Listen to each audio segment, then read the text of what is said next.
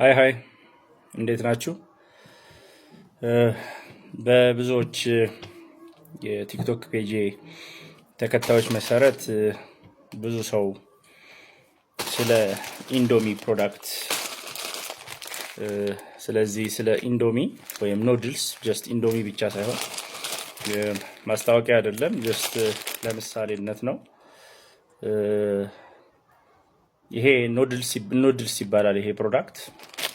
ስለዚህ ፕሮዳክት ብዙ ሰዎች ስላለው ጥራትና ደህንነት ያላቸውን ፍርሃት እና ኮንሰርን ጠይቀውኛል። ስለዚህ እዚህ ጋር የምሰጠው አስተያየት ሳይንሳዊ የሆነውን በምግብ ሳይንስ ስለዚህ ስለ ኖድልስ ጤንነትና ደህንነት ምን እንደሚስል አስረዳለሁ። ስለዚህ በመጀመሪያ ይሄ ኖድልስ የሚባለው ፕሮዳክት በ1960ዎቹ ወደ መጨረሻ አካባቢ በጃፓን ኖች የተፈበረከና እንደ መላ የሆነ ምርት ነው። በብዛት ከጦርነት በኋላ በጣም ፈጣን ምግብ ለመውሰድ ከጦርነት ውስጥ ሆኖ የመጣ ዘዴ ነው። ምግቡን ለመውሰድ ልክኛ ሀገር ለምሳሌ ኢትዮጵያኖች ጥሬ ስጋ እንዴት ለመዱ ሲባል በጣሊያን ወረራና ብዙ ጦርነት ስለምሳናሳልፍ ምግብ አብስለን ስንበላ ጭሱን በማየት ጠላቶች ይመጣሉ በማለት የኢትዮጵያ ሕዝብ ጥሬ ስጋን ለምዷል የሚል አፈታሪክ አለ።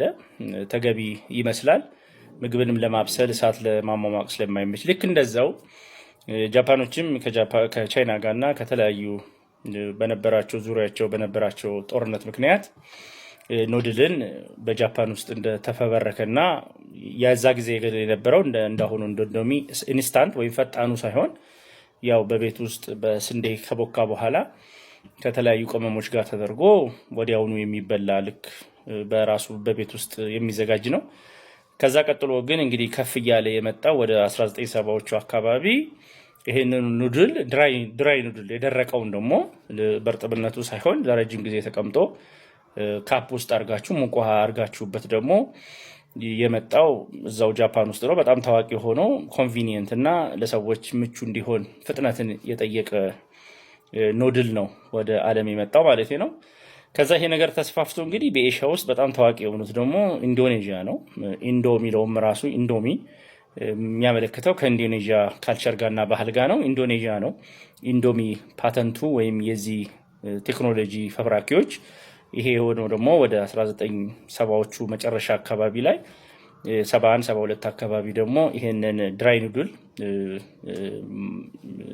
ራሱ ስንዴውን ብቻ መጠቀም ሳይሆን አብኩቶ መጠቀም ብቻ ሳይሆን በዘይት በማብሰል ፍራይ ይደረጋል ማለት ነው። አሁን ኢንስታንት ኢንዶሚ የምንለው በውስጡ ፓልም ኦይል ለማብሰያነት ቴክኖሎጂውን ይጠቀማልና የዚህ ስቴት ኦፍ ዘ አርት በምግብ ሳይንስ በጣም ኢምፕረስ የሚያደርገኝ ምንድነው ይሄ አንድ ምርት ዓለም ላይ ተሰራጭቶ ከፍተኛ ገቢ ነው የሚያገኙት ኢንዶሚ።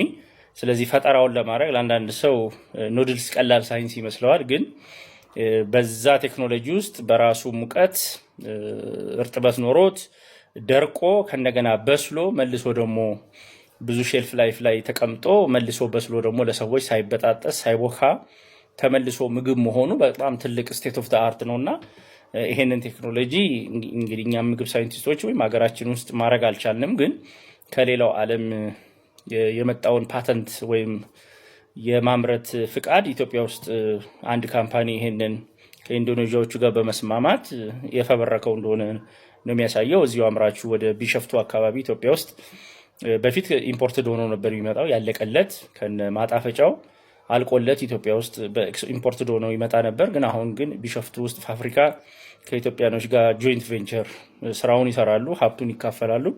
ስለዚህ ይህንን ምርት ለመመስረት በቅተዋል ማለት ነው። ታሪኩና ሀሳቡ የፕሮዳክቱ ይሄን ያልካልኩ የብዙዎቻችሁ ጥያቄ ግን የሆነው ስለ ደህንነቱና ስለ ምግባዊ ይዞታው ምን ትላለህ እንደ ምግብ ሳይንስ ነው።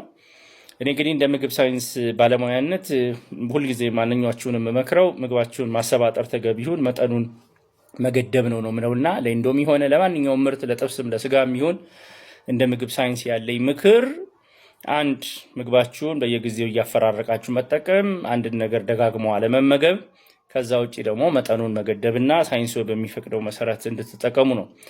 ከብዙ ሰዎች ባሉባልታም በተለያየ ምክንያት ስለ ኢንዶሚ የሚያወሩት ያለው ኬሚካላዊ ይዘትና ንጥረ ነገር ለምግብ ደህንነት ወይም ለበሽታ ወይ ለመመረዝ ምክንያት የሆኑ ነገሮች በውስጡ አሉ ወይ ለማለት ነው። እንደ ምግብ ሳይንስ አሁንም ማረጋግጥላችሁ ኢንዶሚ በዓለም አቀፍ ደረጃ እነዚህ ኑድሎች ጤንነታቸው ተረጋግጦ ምንም ችግር እንደሌለባቸው ይታወቃል። ስለዚህ እነዚህ ምግቦች በአጠቃቀም ወይም በአመራረት ዓለም ፈቅዶላቸው የኢትዮጵያ መንግስትም ፈቅዶላቸው የሚያመርቱ ስለሆነ እስካሁን ድረስ በጤና ላይ ያደርሱታል የተባለው ጉዳት እንደሌለ ማረጋገጥ እፈልጋለሁ። ከዛ ውጭ ግን እነዚህ የሚሰሩበት ቅድም እንዳልኳችሁ ስንዴው አለ። ከፓስታ የሚለየው እንግዲህ ፓስታ የተለየ ዱረሚት የሚባል የራሱ አይነት ፕሮቲኑ ከፍተኛ የሆነ የስንዴ አይነት ነው እንጂ ማንኛውንም ስንዴ መጠቀም አይቻልም።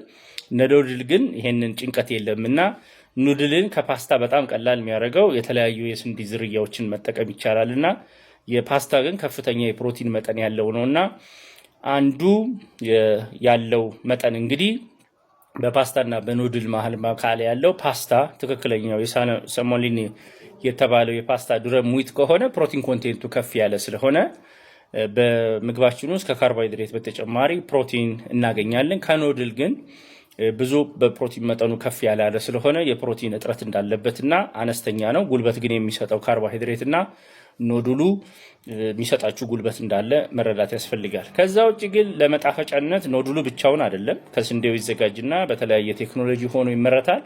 ዋናው ስቴት ኦፍ ዘ አርት ግን ያለው መቀመሚያው ላይ ነው። እንደምታውቁት አብሮት የሚመጣ መቀመሚያ አለ። ይሄ መቀመም ከበርበሬ፣ ከኮረሪማ፣ ከተለያዩ ነገሮች እኛ ማናቃቸው የራሳቸው ፓተንትድ የሆነ ጥበብ ነው። ስለዚህ ዋናው ስቴት ኦፍ ዘ አርቱ ያለው ደግሞ ከኑድሉ በተጨማሪ ኢንዶሚን ልዩ የሚያደርገው ይሄንን ሲዝኒንግ ወይም መቀመሚያውን ከራሱ ከፋብሪካው ብቻ ነው ኢትዮጵያ ውስጥ መጥቶ በትንሽ ማሸጊያ ማሸግ ነው እንጂ አገራችን ውስጥ ተቀመሞ እየተመረተ መሆኑን መረጃው የለኝም። ግን ትልቁ ፓተንቱ ልክ እንደ ኮካ ፎርሙሌሽን ካምፓኒዎቹ ይሄንን ሚስጥር አይናገሩም። ኑድሉን ግን መስራት ቢቻልም ቴክኖሎጂው ደግሞ ተጨማሪ አንድ አስቸጋሪ የሚሆን ነውና ለምን ኢንዶሚ ብቻ ሀገራችን ወይም በራሳችን ለምን ኑድልን አናመርትም ልንል እንችላለን። ግን ኑድል ከኢንዶሚ ውጪ ሼልፍ የማይቆየው በየሰፈሩ ሬስቶራንቶች እንዳሉ አየው። ወጣቶቹ አሁን ብዙ የለመዱት ፍሬሽ የሆነ ኢንዶሚ ማለት ነው። ኢንዶሚ ወይም ኑድል የሚባለው በየሬስቶራንቶቹ ፋሽን ሆኗል። ወጣቶቻችን ይጠቀሙታል። ያ ኑድል ግን ከዱቄት ተቦክቶ ከእንደገና ሰዎች ሲያዙ ወዲያው የሚዘጋጅ ነው። ሲዝኒንጉም ወይም መቀመሚያው እዛው ከተለያዩ ቅመማ ቅመሞች ጋር የሚሰራ ስለሆነ ይሄ በሬስቶራንት ውስጥ የምናገኘውና በኢንዶሚ የምናገኘው የኑድል አይነት ልዩነት እንዳለው ልታቁ ይገባል ማለት ነው። በተጨማሪ ኢንዶሚ ትንሽ ሰዎች የሚያሰጋቸው በውስጡ ሞኖግሎማታይዝ ሶዲየም የሚባል ማጣፈጫ አለው። ጉልታሜት ይባላል። ይሄ ስጋ ወይም ጣዕም እንዲኖረው የምንጠቀመው ነው። እንግዲህ ደረጃውንም እያየሁት ነበረ። ይሄ ላስቲኩ ላይ ተጽፏል። አምራቹ ጽፎታል። በኋላ እመጣለሁ። ብዙ ጥያቄ ያለኝ ይሄ ኬሚካል መጠኑን ከጠበቀ የጤንነት ችግር የለበትም። አንቲኦክሲዳንትም ቶሎ እንዳይበላሽ ማቆያ፣ ዘይቱ እንዳይበላሽ የተጨመሩ ነገሮች አሉ። እዚህ ላይ የተቀመጡት ነገሮች ግን መጠናቸው በትክክል መጨመሩንና መጠኑን አለማለፉን ማረጋገጥ ያስፈልጋልና ይሄ ያየሁት ኢንዶሚ አንዱ ያየሁት ምልክት የደረጃ ምልክት አይጠቀምም። ደረጃውን ማስገዳጅ አይደለምና እነዚህ ምርመራዎች ተካሂደውበት የደረጃ ምልክት ቢጨመርበትና ደረጃውንም ለማየት ሞክሬያለሁ።